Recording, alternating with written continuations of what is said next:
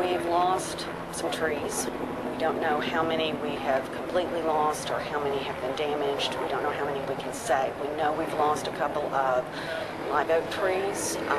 We are still making an assessment of the damage, and it will probably take several days before we know for sure what the final tally is. You also had some damage to the building itself. Right.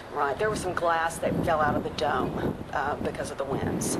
So, but that was, easily cleaned up, and we'll easily repair that. But again, have no idea what it's going to take money-wise to fix it.